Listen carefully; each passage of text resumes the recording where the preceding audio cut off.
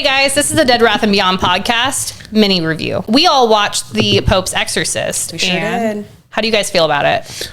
I liked it a lot. You like it a lot? I liked it. I liked it more than I thought I was going to like it, to be honest. The Rusty Crows was awesome. I did enjoy the Rusty Crows. Absolutely. He was hilarious. It was my shit. What, Russell Crowe or the whole movie? I enjoyed I thought the whole movie was actually a great watch. Overall, me and Sarah talked about it briefly at her work, did love the soundtrack. Had a great soundtrack. Absolutely. It had like Violent Femmes, The Saints, The Cults, Demigod, like it had them all. The soundtrack was nice. I was a fan. That.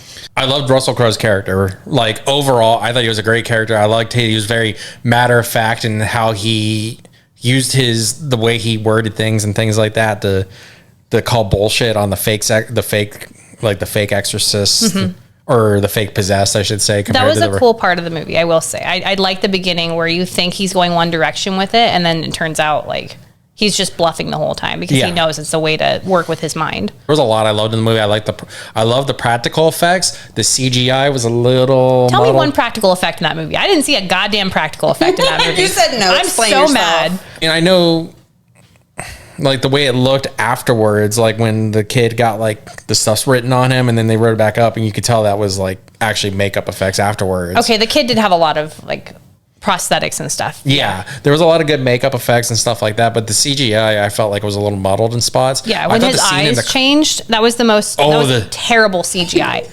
Terrible. You mean when the eye like shifted, changed? Yeah. You like that part? I thought that was actually kind of cool, like the way like he moved the metal and then you saw the eye shift, so you saw like two different eyes. You didn't like that? I'm gonna be honest. I didn't like that little boy at all. I didn't like the way he looked. I don't like any of that. He was a little extra for me. I mean, good for him for doing it. I have a lot to say, actually. But so I think Russell Crowe was amazing. I think he's so good. His accent was spot on.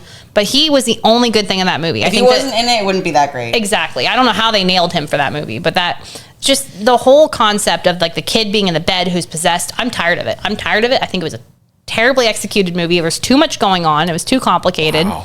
I didn't like it, dude. I thought it was so predictable. It didn't even feel like a scary movie. I don't think it was scary.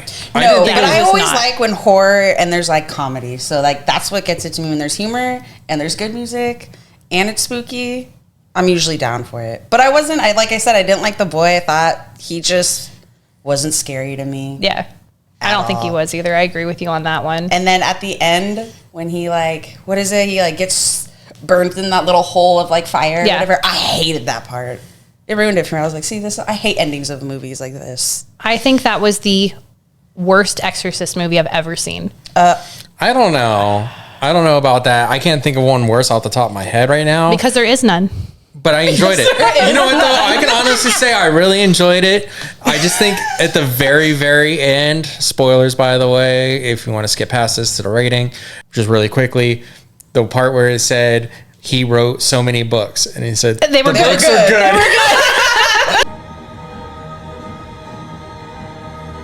I think it's brilliant.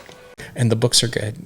I did like when Russell Crowe was like, "Are you ready to go to hell?" You know, I thought that was sick. Okay, that was a good ending to that movie. But it felt like a villain origin story to me. That was how it felt. It wasn't a horror movie. It almost felt like it was like a setting up for like a real life Ghostbusters. Like, we're gonna go to this place and exercise this place. Like they're ready to take down demons. Like if there's gonna be like a movie series of this or whatever.